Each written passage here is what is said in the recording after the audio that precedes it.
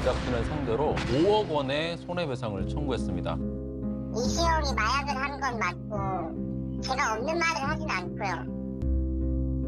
올린 말이지만 그래서 이만하면 거짓말인데. 끝나지 않은 의혹. 이시영 씨와 관련된 마약 의혹을 위해서 입장을 좀 밝혀주시겠습니까? 그리고 다시 시작된 추적. 알더라도 제가 감히 공개되는 것도 말하고 이건 기계 같은 기계에 차가 있어요.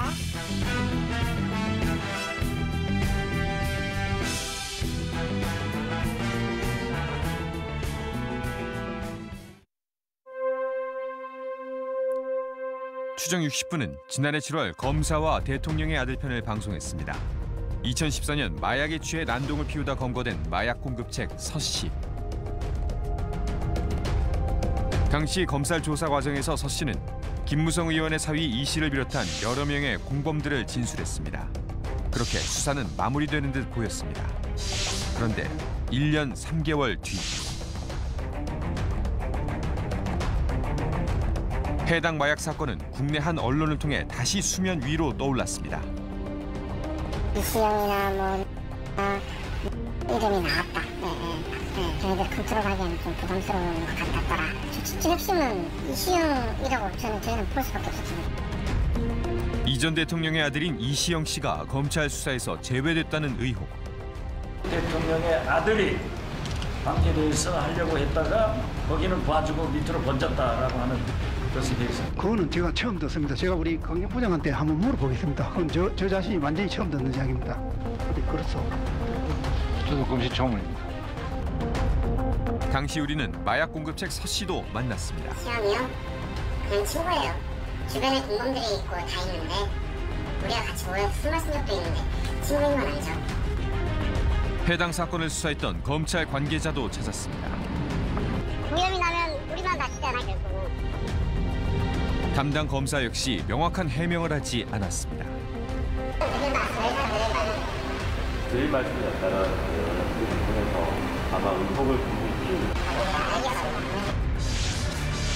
방송 후 검찰과 이시영 씨에게 진실을 요구하는 목소리가 커졌습니다. 그리고 지난해 10월 이시영 씨는 검찰에 자진 출두해 마약 반응 검사를 받았습니다. 조사에 대한 조사는 받았고요. 마약 선거에서 의혹들이 제기되는데 어떤? 상당 무리한 일이라 그냥 제가 아는 얘기 다 말씀드렸고요. 그러면 조사 결과가 또 나올 겁니다.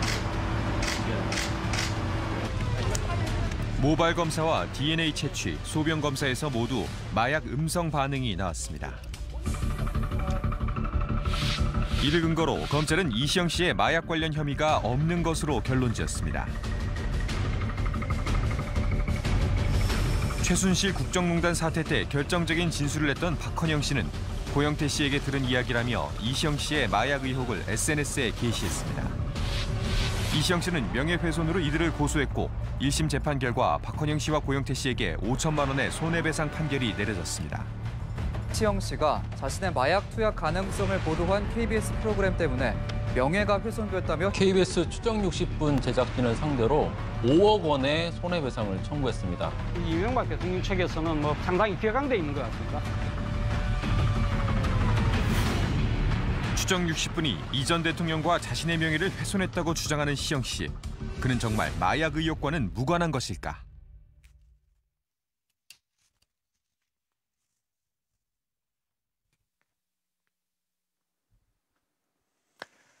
지난해 7월 큰 관심을 모았던 전직 대통령 아들의 마약 의혹 사건. 방송 이후 200여 건의 관련 기사가 보도됐고 인터넷에는 만여 건의 게시글이 올라왔습니다. 빅데이터 조사 결과 관련된 중요 시점마다 게시량이 4번 정도 급격히 늘어나는 모습을 볼 수 있습니다. 방송 직후엔 주로 검찰의 수사를 촉구하는 글들이 올라온 반면 박헌영, 고영태 씨가 패소한 지난 2월엔 허위 사실, 명예훼손, 고소라는 단어가 늘어납니다. 이 사건의 진실이 무엇인지를 두고 의견이 분분한 가운데 실체적 진실을 알고 싶다는 시청자들의 요구가 거셌습니다. 6시간 전 이시영 씨가 낸 방송금지 가처분 신청을 전부 기각한다는 법원의 결정이 내려졌습니다. 추정 60분이 현재 이 씨가 고소한 소송 당사자이기는 하지만 그의 주장처럼 이번 방송이 소송에 부당한 영향을 끼칠 의도로 기획되었다고 보기 어렵다는 겁니다. 또한 지난 방송은 검찰의 공정하지 못한 수사 태도를 비판하면서 법 집행의 공정성을 강조한 것이고 이번 방송 역시 동일한 취지로 보이므로 공공의 이해에 관한 사항이라고 본 겁니다. 그렇다면 이 씨 측이 방송금지 가처분을 내면서까지 적극적으로 막으려고 했던 내용은 과연 무엇일까요?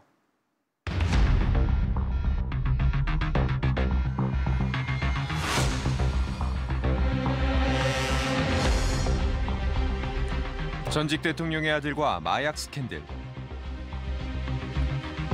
이시영 씨는 추정 60분에서 제기한 의혹을 전면 부정했습니다. 그리고 제작진을 상대로 정정 보도 및 5억 원의 손해배상을 청구했습니다. 허위 보도로 자신의 명예가 심각하게 훼손됐다는 겁니다. 그는 마약 공급책 서 씨와는 전혀 모르는 사이라고 했습니다. 마약을 투약한 김무성 의원의 사위 이 씨와도 오래전 연락이 끊겼다고 주장했습니다. 단 한 번도 마약류를 소지하거나 투약한 적이 없고 수사 과정에서 이 전 대통령이 영향력을 행사한 적도 없다는 것. 전직 대통령의 아들로서 마약 스캔들에 연루된 것이 억울하다는 입장이었습니다. 시영 씨의 주장대로 마약 공급책 서 씨와 그는 전혀 모르는 사이인 걸까? 서 씨의 말은 조금 다릅니다. 이시영은? 시영이요? 그냥 친구예요. 우리가 같이 모여서 술 마신 적도 있는데 친구인 건 알죠. 엇갈리는 두 사람의 주장. 시영 씨는 마약 공급책 서 씨가 어떻게 자신을 안다고 하는지 이유를 모르겠다고 합니다. 그 주장에는 변함이 없는 걸까? 이시영 씨 측에 다시 물었습니다. 입장에 대해서 변동이 없으신가 하는 겁니다. 네. 씨와의 관계도 모른다고 했는데 지금도 모른다는 그 입장에는 변함이 없는지. 그렇지. 내가 이시영 씨한테 듣고 쓴 것인데 대리인이 쓴 것인데 또 뭐 확인할 일이 있나요? 모른다는 사람과 안다는 사람. 과연 누구의 말이 진실일까?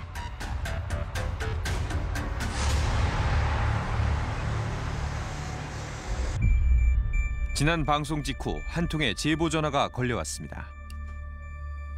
네, 추정 60분입니다.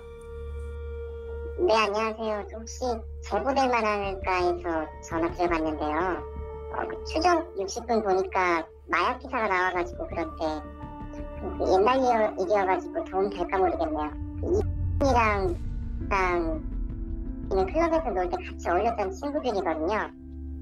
그런데 뭐 는 어차피 마약으로 그렇게 나왔었고 그 다음에 이시영은 원래 이시영 딸이 심해가지고 또 이명박 아들이다 보니까 사람들이랑 자주 안 어울리거든요. 그중에 이랑 가까워서 뭐 자주 그렇게 클럽에서 보고 그렇게 했거든요. 제보자는 방송에서 언급하지 않은 인물들의 개인정보를 상세하게 알고 있었습니다. 아, 그리고 뭐 있잖아요. 네, 혹시 아시나 모르겠네. 그 한참 이슈가 됐었는데 그 가까운 동생이거든요. 네? 가까운 동생이라고요. 선생님 죄송하지만 성함 알려주실 수 있을까요?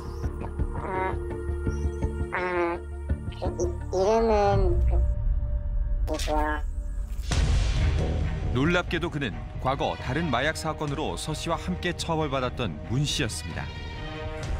그는 제작진도 찾던 사람이었습니다. 30분이요? 네. 그러면 제가 여의도 쪽으로 갈게요. 그러나 문 씨는 웬일인지 약속 장소에 나타나지 않았습니다.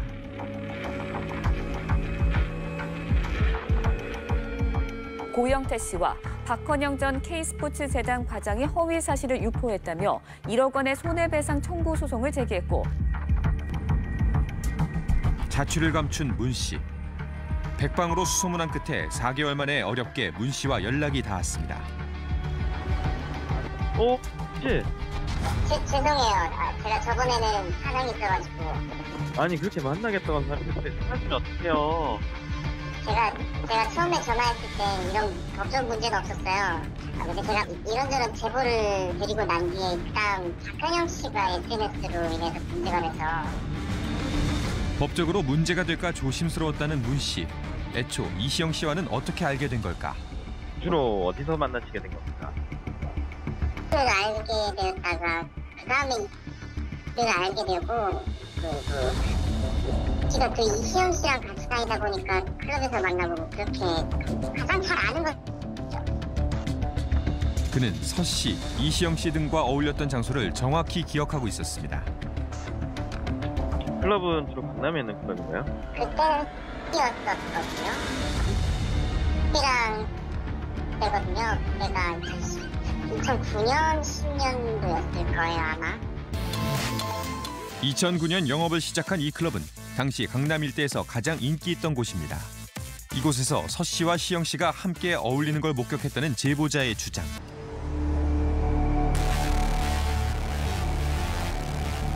그렇다면 이시영 씨를 목격한 다른 사람들은 없을까? 해당 클럽은 2011년에 폐쇄돼 현재 대형 룸살롱으로 바뀌어 있었습니다. 클럽에서 오랫동안 일했던 유흥업소 종사자들은 이시영 씨를 기억하고 있을까? 대통령 아들도 오고 그랬다고 그거 맞아요? 네, 맞아요. 그때가 정확히 언제예요? 정확하게 몇년 전이라고 기억이 안 나요. 네, 일할 때? 그렇죠. 대통령 아들도 오고 그랬다고 해서. 그렇죠. 그런 얘기 들어보신 적 있으세요? 네. 예, 되게 많았어요. 그 다음에 이랑 가깝게 지내는 술집에 다니는 아저씨들이 좀 많았거든요. 걔네들 우리 애들이 클럽을 가면 거의 마약을 한다고 보시면 되거든요. 누가 했느냐는 직접 눈앞에서는 안 봤지만 돌리거든요. 거기 쓸어보면 말 그대로 나 좀 줘, 너도 좀 해봐, 뭐 이런 식이기 때문에. 돌린다는 거. 엑스터시도 그렇고 다음 필로폰도 그렇고. 당시 서 씨가 포함되어 있던 모임에서는 마약류를 투약하는 것이 자연스러운 분위기였다고 합니다. 실제로 이들은 여러 차례 마약류를 투약하거나 매수한 혐의로 처벌받기도 했습니다. 뭐 한 건 직접 안 봤지만 이게 뭐 이렇게 보면 알거든요. 그때 이랑 이시영 씨랑 같이 있을 때였을 거고 저한테 이제 말 그대로 필로폰을 달라고. 왜? 그러니까 형이 뭐 조금이 총 보고 달라 그런다. 그래서 준 기억이 있거든요. 문 씨는 당시에 함께 어울렸던 또 다른 사람이 있다고 했습니다. 또 그때 그 당시 알았었고. 다 자기 쪽이에요. 요즘 연락은 안 되세요? 네, 연락은 아예 안 하고 있어요. 우리는 문 씨의 주장을 검증하기 위해 이들과 함께 마약을 투약한 적이 있다는 공 씨를 찾기로 했습니다. 유일한 단서는 그의 이름과 나이, 고향뿐. SNS에 그의 정보를 검색했습니다.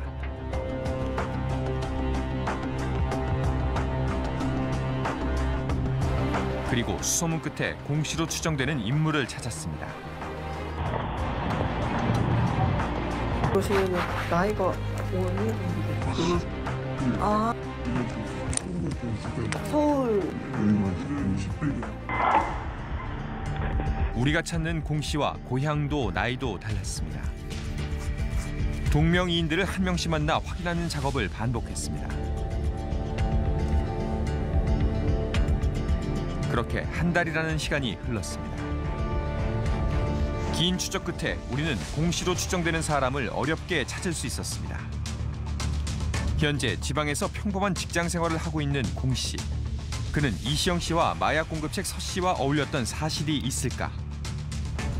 저희는 추정 60분이라는 프로그램을 하고 있습니다. 네.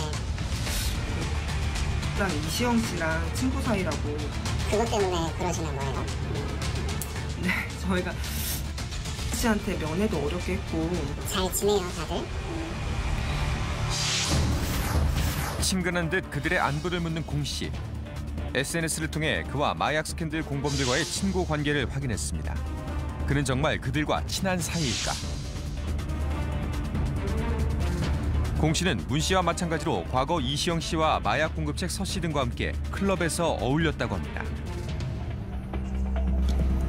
어떻게 만나시게 된 거예요? 가끔 서울 놀러 갔을 때 친해지니까 클럽 같은 데서 만나면 같이 그러니까 다 이시영 다 같이. 그게 한 2008, 9, 10년 그 사이입니까? 네. 저희가 알기로도 그 장소가 클럽이라고. 맞아요. 주로 소개를 시켜준 건가요? 이시영 씨 무리에? 네, 같이 스키장도 가고 어렸을 때 알던 사람들이라. 그가 기억하는 대통령의 아들 시영 씨는 어떤 사람일까? 이시영 씨는 성격이나 이런 게 어땠어요? 조용했죠. 조심성이 많았어요. 그때는 이명박 대통령 아들이었으니까 경호원들도 있었던 것 같아요. 밖에 있었어요. 저도 그게 참 궁금해요. 대통령 아들이면. 근데 그런 거는 상관이 없어요. 티가 안 나게 술 마시니까. 그리고 그는 마약 공급책인 서 씨와 대통령의 아들이었던 시영 씨의 충격적인 일화를 들려줍니다. 다른 사람들은 혹시 그 자리에서 MDMA나 뭐 그런 거 복용하거나 그런 걸 본 적은 없습니까? 저희는 그런 건... 아, 눈앞에서는 주로 안 보이고? 네네. 서로 눈앞에서는 안 보여주는 거구나? 네, 왜냐면 눈앞에서 보여주면... 그런데 다들 알고는 있는 거죠? 네, 화장실 가는 거랑 똑같은 거예요. 그 당시에 모두가 마약을 하고 있다는 걸 서로 알고 있다는 거죠? 그거는 네, 알고는 있었어요. 그걸 어떻게 알고 있어요? 그냥 뭐 글쎄 그걸 어떻게 설명드려야 될지 모르겠지만 줬으니까 뭔가 줬어요. 약을 그거를 받고 먹는 거죠, 화장실에서. 아, 주로 둘이서? 네. 그러니까 이시영 씨한테 약을 줬다는 얘기를 들은 적 있습니까? 들은 적은 있는 것 같아요. 누가요? 같이 놀았던 한테 들었던 것 같은데. 마약을 줬다? 네, 같이 했다 뭐 그런? 두 사람의 주장을 정리해보면 2010년경 한 클럽에서 이시영 씨가 마약 공급책 서 씨를 비롯한 다수의 마약 공범들과 어울리는 것을 목격했고 일행 대부분이 마약류를 투약했었다는 겁니다. 자신들이 클럽에서 어울릴 당시 이시영 씨도 마약을 한 것으로 알고 있었다고 합니다. 제보자 문 씨와 공 씨 둘만의 주장인 걸까? 마약 공급책인 서 씨와 이시영 씨의 관계에 대해 어렵게 입을 연 또 한 사람이 있습니다. 한참 같이 친하게 지내던 친구잖아요, 이시영하고. 이시영이 씨랑 그렇게 친했어요? 뭐 이시영 뭐 그렇게 친했죠. 제가 알기로는 이시영이 하고 많이 따랐죠. 이는 무엇보다 마약 공급책 서 씨도 인정한 부분입니다. 시영 씨가 형인가요? 아니면 동생인가요? 시영이 친구죠. 제가 79년생인데 1년 학교 일찍 들어와서 친구죠. 친한 친구들. 시영이도 친하죠. 실제 재판에서 진술의 신빙성을 분석해온 전문가의 의견은 어떨까? 공범관계에 있는 사람들의 진술을 이제 크로스 체크를 해서 진술 중에 뭐 상당히 신빙성이 있는 타당한 내용들이 결국에는 그 사실을 추정하는데 근거로 삼을 수 있는 경우들이 있죠. 뭐 여러 사람들의 이제 목격 진술까지가 포함된다면 하나의 의문은 풀리는 거죠. 서 씨가 이시영 씨를 몰랐을 가능성은 상당히 뭐 좀 희박하지 않겠느냐.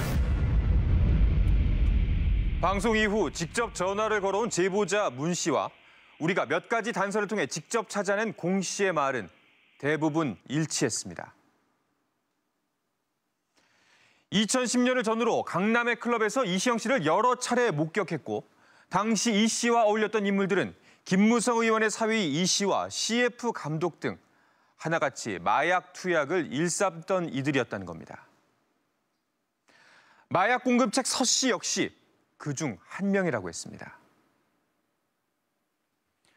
서 씨와는 전혀 모르는 사이이고 다른 인물들 역시 직접적인 친분 관계가 없다는 이시영 씨의 주장과는 정면으로 배치됩니다. 그런데 이 씨의 주장과 다른 점은 이뿐만이 아니었습니다. 2014년 마약 스캔들의 주범들 중 이시영 씨가 유일하게 친분을 인정한 인물이 있습니다. 김무성 의원의 사위 이 씨입니다.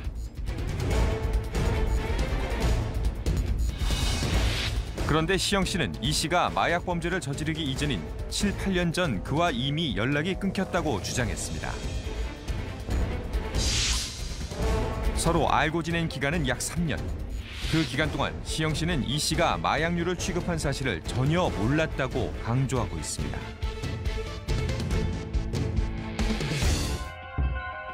마약류 사범들과는 어울린 적이 없다고 주장하는 시영 씨. 지난 방송에서 우리는 비공개 SNS를 통해 시영 씨와 김무성 의원의 사위 이 씨가 서로 친구를 맺고 있는 것을 확인했습니다.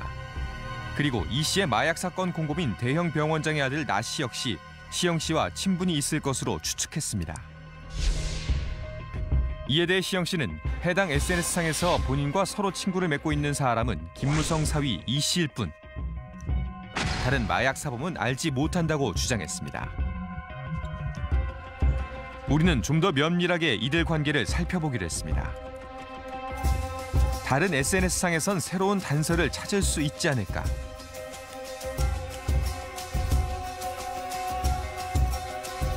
해당 SNS의 경우 일방이 아닌 서로 친구를 맺은 관계라야 친구 목록에 이름이 나타납니다. 시영 씨의 SNS 친구 목록에는 마약 스캔들의 주범들 중 그 누구도 찾아볼 수 없었습니다. 그렇다면 시영 씨의 주장대로 마약류 사범들과 그는 무관한 사이인 걸까?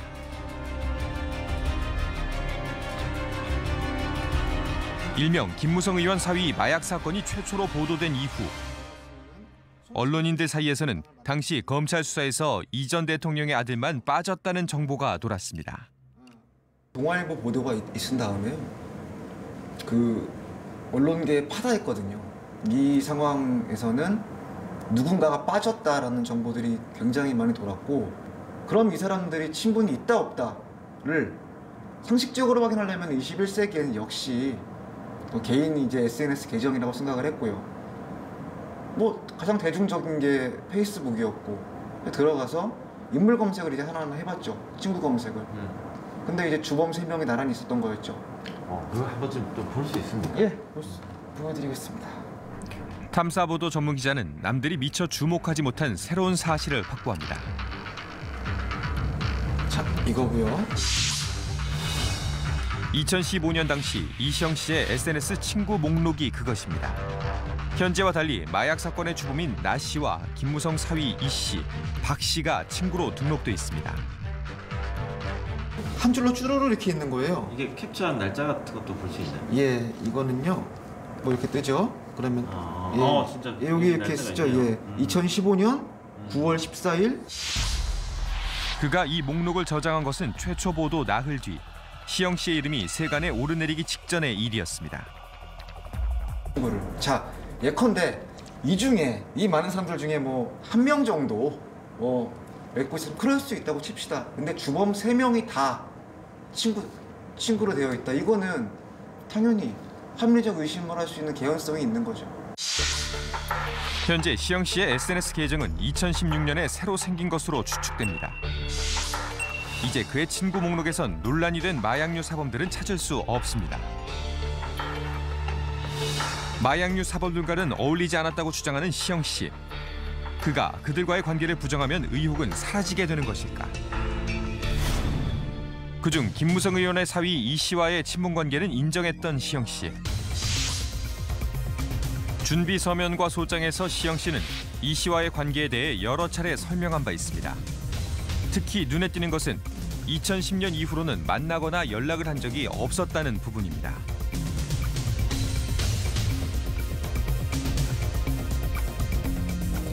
김무성 의원 사위 이 씨의 판결문에는 2011년부터 2014년까지 총 15차례의 투약 사실이 적시돼 있습니다. 시영 씨 주장대로라면 김무성 의원 사위 이 씨가 마약으로 적발된 시기에는 만나지 않았다는 이야기입니다. 이는 과연 사실일까?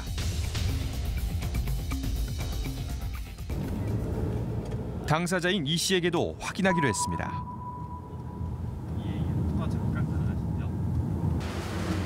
그는 현재 지방의 한 사업체에서 대표로 일하고 있습니다.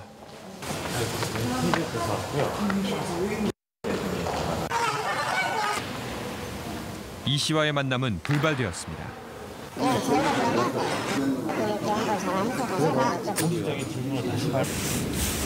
그리고 이 씨는 끝내 자신의 입장을 밝히지 않았습니다.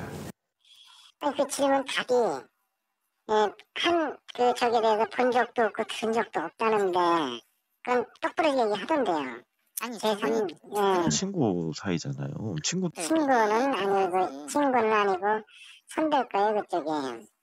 어쨌든 알고 지낸지. 네, 알고 지내는데 지금 연락이 끊긴 지도 꽤 됐고요. 경계를 많이 하고 있는 것 같은데 괜히 이제 그쪽으로 인해서 이제 이쪽으로 다 자꾸 여파가 튀니까 상당히 조심하는 것 같더라고요. 그렇다면 이들의 관계를 확인할 다른 방법은 없을까? 수입차 매장으로 길러 치면 아마 번호가 나올 거예요. 그렇게 가까운 사이고 눈에 자주 갔었거든요. 우리는 김무성 의원의 사위 이 씨와 사업 문제로 친해지게 됐다는 강 씨를 만나러 갔습니다.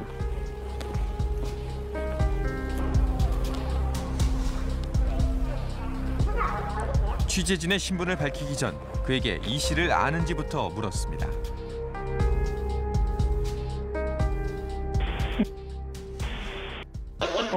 또 누구 얘기하죠? 그래서 네. 아, 그렇구나. 사람은 아니에요. 그 나이는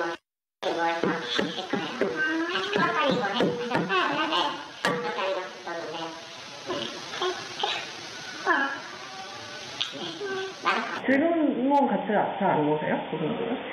지금 이렇게 이슈가 많이 됐잖아요. 그래가지고 인쇄도 많이 나고 그래가지고 말사건도 있었고 그리고 이명박 시영형이라고 또 있어요. 시영형이랑도 다 우리 서클이거든요. 나이가 좋을 정도인데 네, 그것 때문에 직접 보셨어요? 어떤데요? 시영이요? 네, 그죠. 언제요?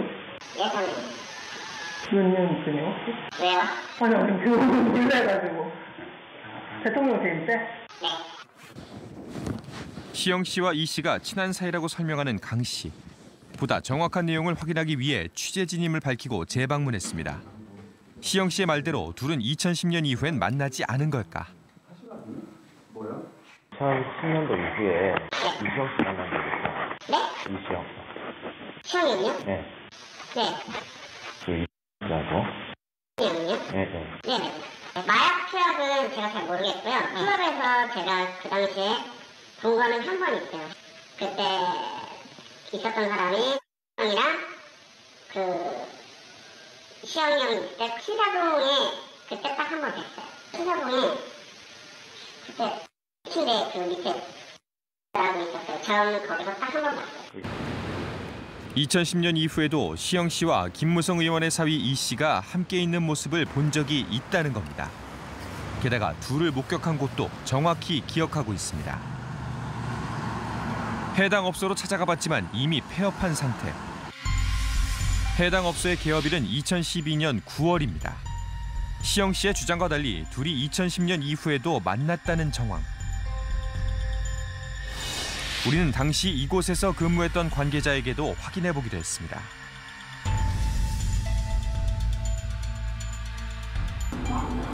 그는 이명박 전 대통령의 아들 시영 씨가 해당 업소에 왔던 걸 기억하고 있을까? 이게 생긴 지 2012년 넘어서 생겼어요. 12년 9월? 네, 뭐 그렇게 돼 있는데 그때 이제 뭐 유명한 분들 있잖아요. 김무성 사위하고 뭐 이름하고 그다음에 뭐 이런 사람들 왔다고. 그건 맞죠? 한번 놀러는 오셨죠? 왜냐면 이시영 씨는 뭐 대통령 아들이니까 좀 다들 신경이 쓰였을 거 아니에요. 왜 그런 분이 오셨던 거예요?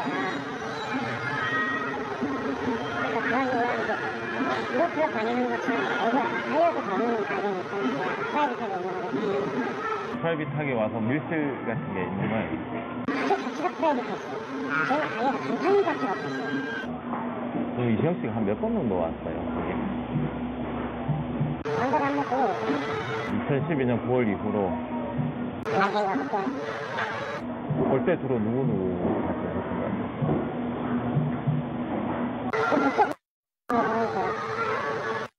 지금 계속 같이 예전 멤버니까 네. 이런 떠보는 이제 항상 예전 멤버 후회가 있어요. 그래서 뭐 소문 같은 거는 못 들으셨습니까? 그 사람들은 주로 좀 야근 좀 했다더라.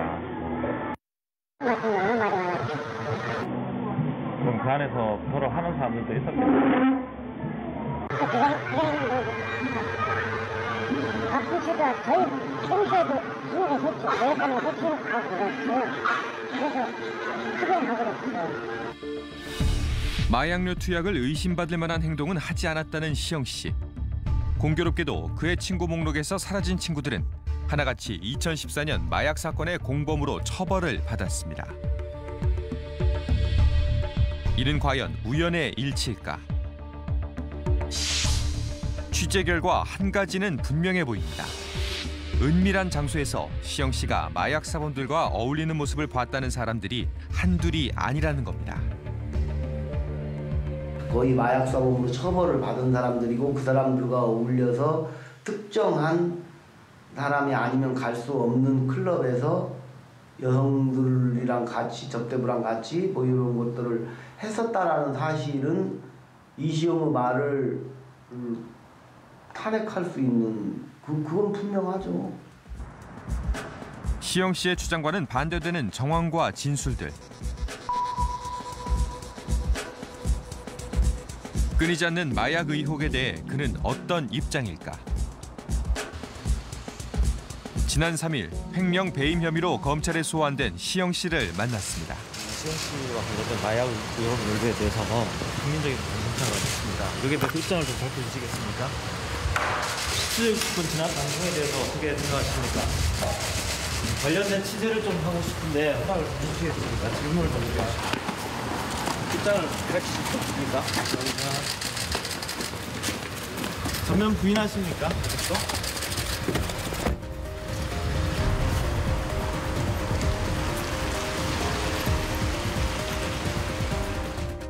우리는 다수의 취재원들로부터 이시영 씨가 마약 공급책 서 씨와 김무성 의원의 사위 이 씨, 그리고 마약 사건에 연루된 다른 인물들과 친분이 있었다는 진술을 확보할 수 있었습니다. 이들은 하나같이 이 씨가 직접 마약을 투약하는 모습을 보지는 못했지만 당시 이 씨의 행동만으로도 투약을 의심할 만한 구체적인 정황이 있었다고 주장합니다. 김무성 의원의 사위 이 씨의 마약 사건 당시 마약 투약 혐의로 처벌받은 한 피고인의 판결문입니다. 어느 피고인의 마약 혐의를 입증했던 정황적인 근거들이 기재돼 있습니다. 이 사건의 경우 마약 전과가 있는 사람들이 한 장소에 모였고 대부분 마약을 투약하는 분위기였습니다. 또 당시 현장에 있던 다른 마약 투약 혐의자들이 지켜봤을 때 피고인이 마약을 투약한 것처럼 행동했다면 이들의 진술이 단순한 추측이나 개인적인 의견에 불과할 수 없다고 재판부는 판단했습니다. 직접적인 물증은 없었지만 마약 파티에 참석했던 다른 피고인들의 진술이 대부분 일치하면서 해당 피고인은 결국 징역 8개월의 집행유예를 선고받았습니다. 애초 이 사안이 불거진 것은 마약 공급책 서 씨가 검찰에서 이시영 씨의 이름을 이야기했는데도 수사가 이루어지지 않았다는 의혹이 있었기 때문입니다. 그런데 우리는 취재 도중 뜻밖의 정황을 추가로 알게 됐습니다. 이명박 전 대통령의 임기 막바지인 2012년 내곡동 사저 비리 의혹이 터졌습니다. 철저한 진상 규명을 위해 검찰 수사는 특검으로 이어졌습니다. 특검은 당시 사건의 핵심 인물인 이명박 대통령의 아들 시영 씨를 소환 조사했습니다. 하지만 이시영에 대한 특정경제범죄 가중처벌 등에 관한 법률 위반 배임 부분은 이 사건 사제보지 매입 과정에 직접 관여한 사실이 확인되지 않아 혐의 없음 처분하였습니다. 무혐의로 결론 난 뒤에도 의혹은 끊이지 않았습니다. 그로부터 6년 뒤. 이시영 씨가 강남에 아파트 전세 계약을 했었는데 그 자금이 어디서 나왔는지 6년 전 특검 수사 때 의심의 대상이었습니다. 당시 시영 씨 아파트 전세금의 출처와 흐름을 추적하던 특검팀이 뜻밖의 돈을 포착했었다는 것이 최근 언론 보도를 통해 알려지고 있습니다.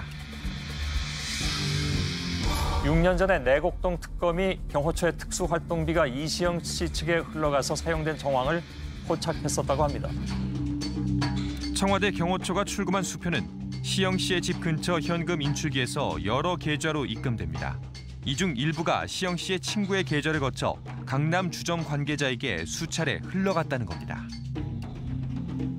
이와는 별개로 우리는 취재 도중 시영 씨 일행들이 유흥비로 거액을 지출하곤 했다는 진술을 확보했습니다. 뭐 저기 이시영 씨 쪽 테이블은 오면 돈 많이 썼어요?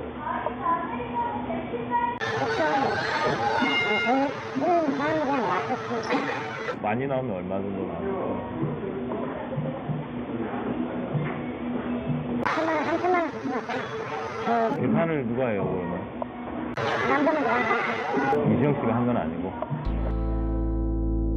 특히 마약 스캔들 연루자들과 어울릴 때면 하룻밤에 수천만 원의 술값이 지불됐다는 증언들. 제가 어렵게 웨이터 한 명을 이제 전화번호를 따가지고 통화를 했어요. 매일 오는 사람들이 오더래요. 그러니까 사장, 지부 사장에 그다음에 이시영 같이 보이는 사람도 자기가 지금 와서 이시영을 한번 봤더니 이시영도 맞는 것 같다라고까지 이제 저랑 통화를 했었거든요. 그런데 술값이 하룻밤에 뭐 몇천만 원 나오기도 한대요. 유흥비의 출처는 어딘지, 혹시 경호처 특수활동비가 이곳에 사용된 것은 아닌지 추가 수사가 필요해 보입니다. 이 전 대통령의 연장 거부로 한 달 만에 서둘러 마무리된 내곡동 특검. 당시 특검은 MB 일가의 비리를 어디까지 밝혀냈을까?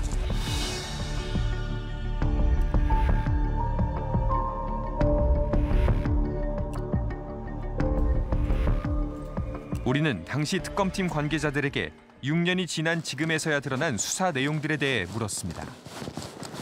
옛날에 내곡동 특검 때 저희는 취재를 하고 있는 이시영 씨 관련 특검은 일체의 표를 안 합니다. 일체 노코멘트입니다. 저희가 지금 진실을 찾아야 되는 부분이니까. 진실 찾는 건 기자들이 알아서 하시고요. 궁금해하시지 않겠습니까? 그날 어떻게 밝혀내셨던데 그거를. 네, 이거 큰 결례를 하고 있는 거예요 지금. 특검한테 와서 특검 내 수사 내용이 어떻게 하는 거 물어보는 것은 그건 이 동네에 있을 수 없는 일이에요. 게다가 이 자료를 이첩받은 검찰은 왜 추가 수사를 하지 않았던 걸까? 2012년 진선미 의원은 이른바 정치 검찰의 행태를 지적합니다. 은폐된 내곡동 수사에 첨부돼 있었던 자료들을 살펴보면 그 당시에 심각한 문제들이 수사를 통해서 드러나 있었음에도 불구하고 그 부분들을 아예 수사가 중단됐던 거거든요.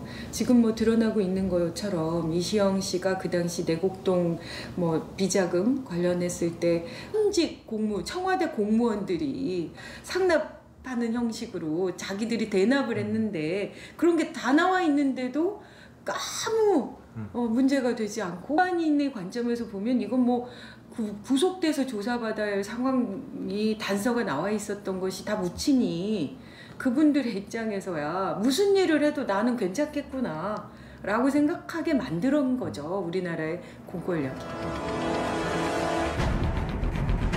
검찰과 대통령의 아들. 우리가 추적한 것은 단순한 마약 사건이 아니었습니다. 정치 권력 앞에서는 작아지는 검찰. 이들에게 성역 없는 수사를 위한 변화를 촉구했습니다.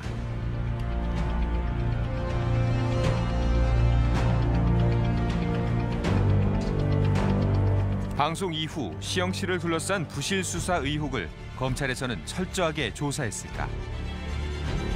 우리는 검찰 내부에서 진상 조사가 이루어졌는지 답변을 요청했습니다.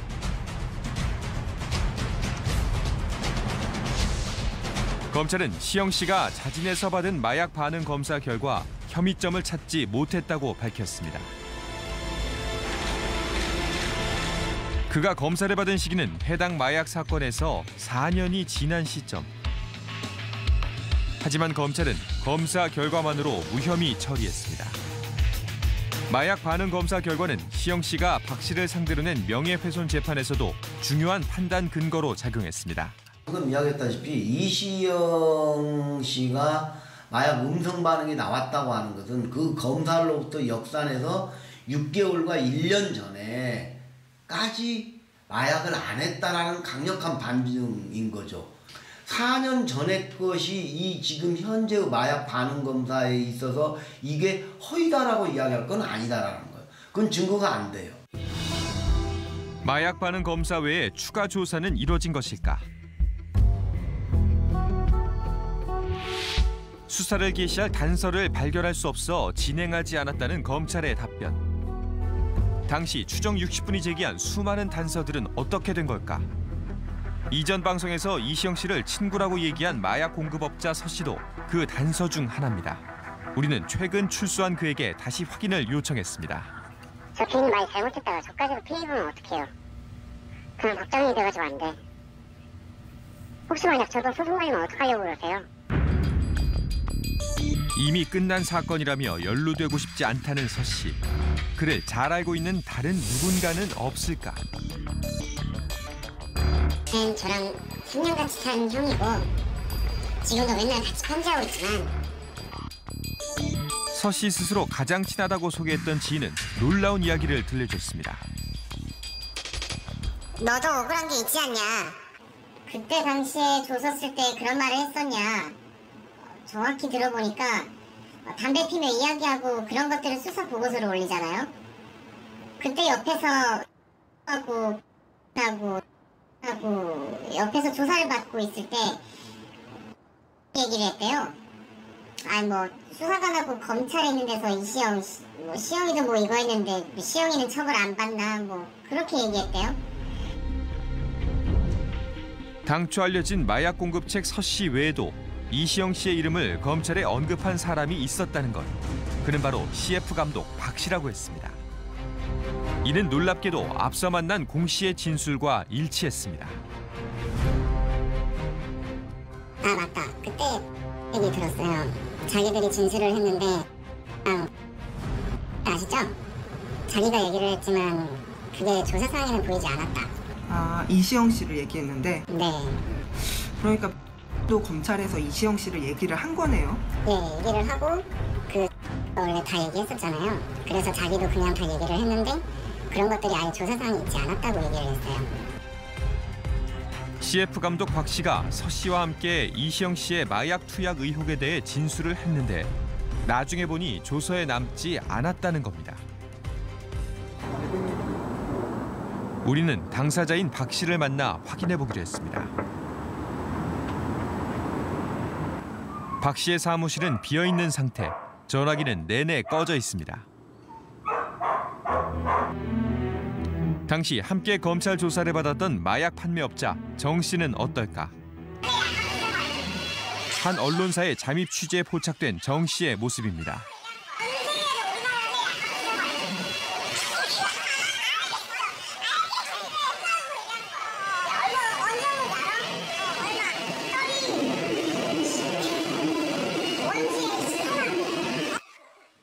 그의 입에서도 시영 씨의 이름이 나옵니다.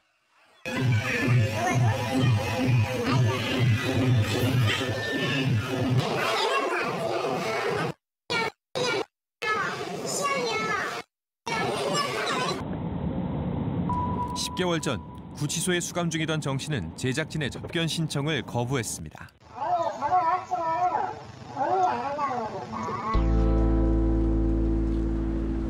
그리고 지난해 가을 정 씨가 출소했다는 소식이 들렸습니다.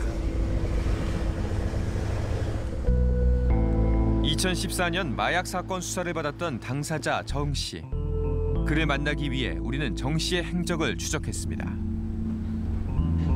정 씨의 거주지 일대에서는 정 씨를 만날 수 없었습니다. 평소 그가 자주 출몰한다는 클럽을 찾았습니다. 너 진짜 안 왔어요? 연락이 안 돼요. 왜 안 돼요? 모르겠어요. 생각 본 적이 없어요. 집 앞을 지킨 지 나흘째.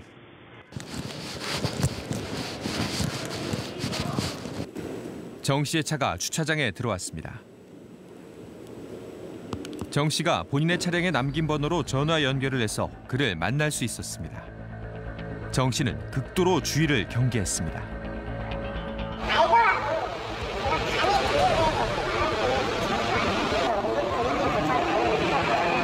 정 씨는 당시 상황을 어떻게 기억하고 있을까?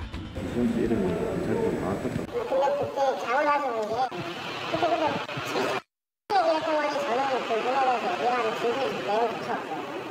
근데 그러면 그걸 들었던 수사관들은 누굽니까? 그때 당시 제주도 수사관들 이름이 기억이 안 나요. 네, 맞는 것 같아요. 네, 맞아요. 어쨌든 제가 이시영 씨가 그렇게 했다는 얘기를 경찰에서 얘기한 거예요? 그렇죠.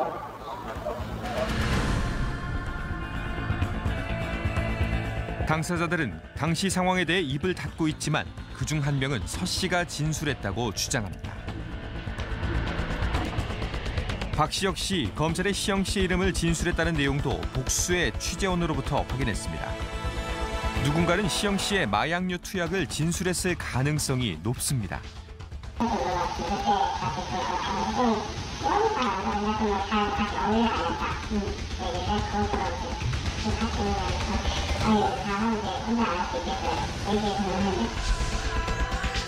이 사건 관련 변호사 역시 같은 이야기를 하는 상황.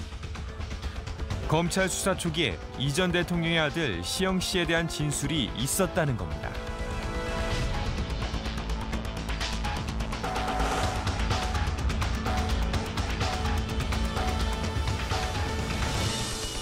그렇다면 검찰 관계자의 입장은 어떨까? 진술은 있었던 거예요? 이 사람들 다 나왔으면 있겠죠. 근데 이런 말 해가지고 사람이 여기를 굉장히 머리 아프다고 생각하거든요. 이시영 얘기 누가 고민하고 있었구나. 아 이런 건 당연히 그런 얘기 안 되겠어요. 이게 뭐야. 간놈들이 많으니까 얘기되는 게 있으니까 뭐하는 짓이라고 그렇죠. 우리는 마약 사건의 담당 검사를 다시 찾아갔습니다. 지난번엔 불발된 만남. 그는 당시 상황에 대해 어떻게 기억하고 있을까?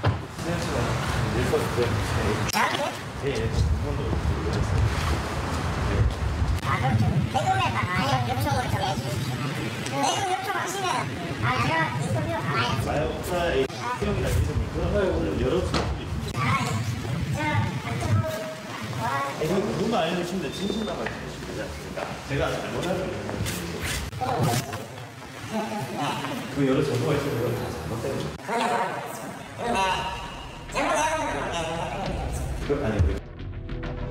증언이 있었는지는 확인되지 않지만 그런 일은 없었다는 검찰. 기록이 존재하지 않는다는 이유로 단서가 없다고 했습니다. 기록이 없으면 의혹도 없는 일이 되는 걸까? 세계상의 중요한 정보를 다 보고를 하죠. 중요한 정보 같은 경우는. 대한 수사를 하니까. 그럼 수사 보고서를 쓰게 됩니까? 수사 보고서 쓸 수도 있고 뭐 그대로 보고할 수도 있고 그렇습니다. 반드시 어떻게 해야 된다는 규정이 있는 건 아닙니다. 그것을 보고하면 문제가 나타났겠죠. 이시영 씨의 마약 연루 의혹은 2015년에 처음 제기된 것이 아닙니다. 비난이 거셌다. 또 다른 의혹의 시기는 놀랍게도 이명박 대통령이 현직에 있었을 때입니다.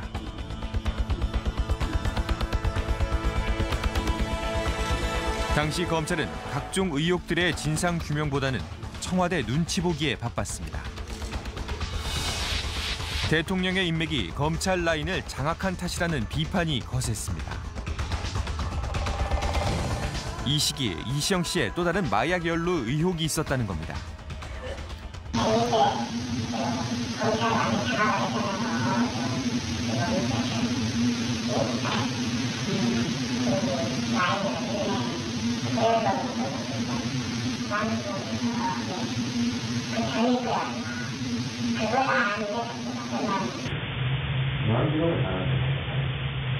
중앙지검에서 이번 근거잖아요. 그 전에 다른 날에 거기에 일이 나왔다는 말이 있는데 그 제가 못했다 그런 말을 그런 소문을 들었다니까. 시영 씨의 마약 연루 정황을 들었다는 전직 검찰 간부. 당시 마약 사건으로 조사를 받던 제보자도 비슷한 이야기를 했습니다. 그때 중앙지검에서도 이시영 씨 얘기가 좀 나왔다고 하던데 확인을 좀. 검찰에서 뭐 큰 제보라든지 뭐 그런 건 안 했거든요. 수사관이 그런데 그걸 갖다가 뭐 아예 기재시켰다고 그러더라고요. 그걸 어떻게 아세요, 뭐 제 지인이 있어가지고 네. 뭐 그런 언급이 나왔어요. 이시영 언급이 나왔다고요? 뭐 그냥 뭐 쓸데없는 소리라는 비슷한 식으로 뭐 이야기를 했어요. 제보자가 이 이야기를 들은 것은 2010년도 서울중앙지검의 마약 사건으로 수사를 받던 중이었다고 합니다. 그 당시에 누가 그걸 알고 있었을까요, 그만에? 글쎄요. 거기 지금 아마 계실 거예요. 수사관이라고 최근에 뭐 조금 들은 얘기는 엄청 많은데. 제보자는 당시 수사관의 이름까지 정확히 기억했습니다. 해당 수사관에게 확인을 시도했습니다. 그때 이제 이명박 대통령의 아들 이시영 씨 이름이 나왔다고. 일단 그 부분은요. 예. 일단은 제가 못 들은 걸로 하고. 네. 그러니까 무슨 뭐가 있어서가 아니고. 네. 일단 그 부분은 제가 못 들은 걸로 할게. 못 들은 걸로 하고. 그러고 이제 공식적으로 해주세요. 그럼 이분들이 판단하실 겁니다. 그의 요구에 따라 공식적으로 확인을 시도한 취재진. 그러나 제가 듣기로는 여기서 근무할 때 일어난 일이 아니라고 제가 들었거든요. 그런 일이 있었다고 하길래 대검하고 협의를 한 다음에 결정해라. 여기서 있었던 일이 아니니까 그렇게 얘기를 했고 대검에서는 알아서 하라고 그래가지고 저도 저한테 본인이 결정해라 이렇게 얘기를 한 상황이에요. 당사자와 소속 지검, 대검에도 요청했지만 결국 답변은 들을 수 없었습니다. 우리 형사소송법에서 명확하게 규정을 하고 있는 게 범죄 혐의가 있다고 사료되는 때에는 수사하여야 한다 이렇게 돼 있거든요. 그렇다면 수사를 해야죠. 근데 그 수사 자체를 안 한다고 하는 것 자체는 이해할 수 없는 거죠. 그것이 이제 검찰이 갖고 있는 막강한 권한에서 근본적으로 비롯되는 문제죠. 뭐 있는 사실대로 성실하게 설명드리고 나오겠습니다. 이명박 전 대통령 아들의 마약 연루 의혹. 10개월 전 추정 60분의 문제 제기에도 오히려 이시영 씨에게 면죄부를 주었던 검찰. 이번엔 어떤 태도를 취할지 두고 볼 일입니다. 수사 원칙을 지키는 검찰. 상식의 범주 안에 있는 법 집행만이 이 모든 의혹을 풀 수 있을 겁니다.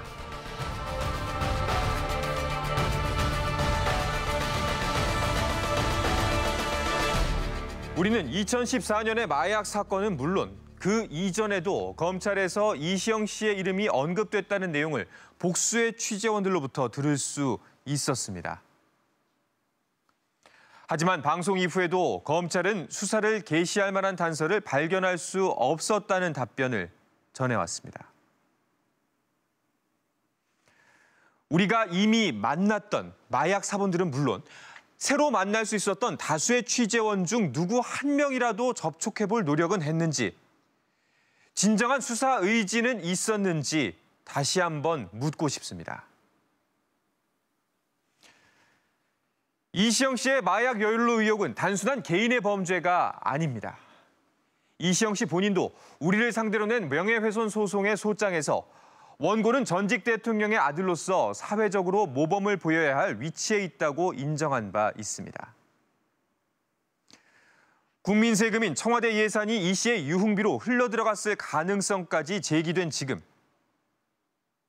제대로 된 수사로 명백한 진실을 밝히는 것만이 검찰이 권력과 결탁했다는 의혹을 벗고 다시 국민의 신뢰를 회복할 수 있는 길일 겁니다.